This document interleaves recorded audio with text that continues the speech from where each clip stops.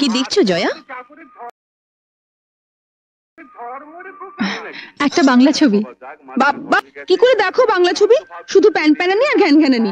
আমি তো ভয় দূরদর্শন খুলি না। আমি তো আবার কলকাতা দূরদর্শন ছাড়া কিছু দেখি না। তোমার বাপের বাড়িতে টিভি আছে?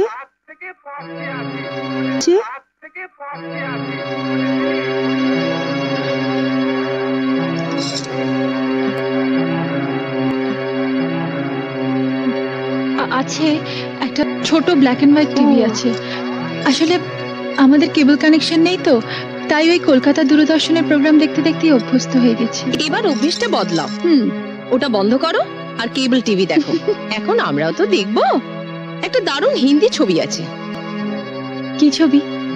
হাম আপকে হ্যায় কৌন। ও, ওই ছবিটা তো কয়েকদিন আগেই দেখিয়েছিল, দেখোনি? দেখবো না কেন, দেখেছিলাম। কিন্তু ও ছবি যতবারই দেখো পুরনো হয় না।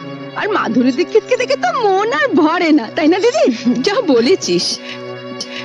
কিন্তু মাধুরীকে নিয়ে ওসব কথা তো ছেলেরা বলে, মেয়েরাও বলে। তবে তুমি অবশ্য বলবে না, তার কারণ তুমি তো নিজেকে মাধুরীর থেকেও সুন্দরী ভাবো।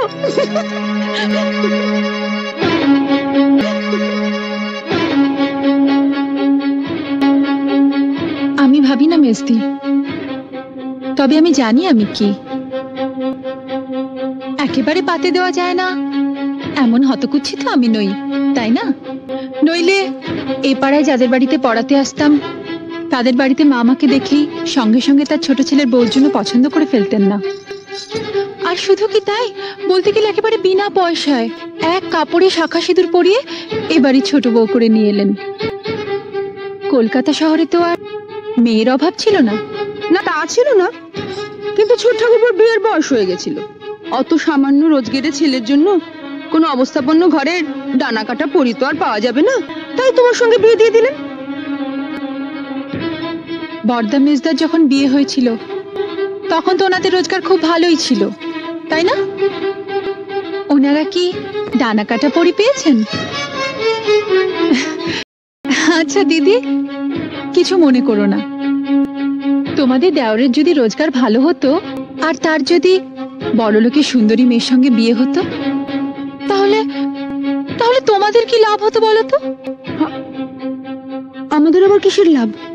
মা, তাতে যদি তোমাদের কোনো লাভই না হলো, তাহলে আমি যেমন আমাকে তেমন ভাবে মেনে নিতে তোমাদের অসুবিধে কিসের?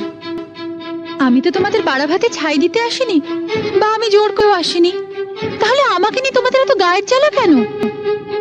বরং আমার স্বামী যদি বেশি রোজগার করতো আর আমি বড়লোকের মেয়ে হতাম, তাহলে কিন্তু তোমাদের অনেক অসুবিধে হতো। অসুবিধে হতো? কিসের অসুবিধে?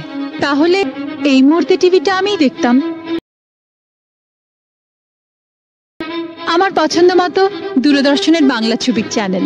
আর তখন তোমাদেরও আমার সঙ্গে বসে বসে ওই বাংলা ছবির প্যান প্যানানি ঘ্যান ঘ্যানানি দেখতে হতো, কারণ তখন তো তোমরা আর বড় লোকের বউকে চটাতে পারতে না।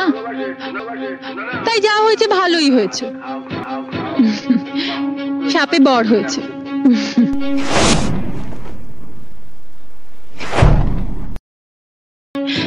এইটা ভেবেই শান্তি পাও।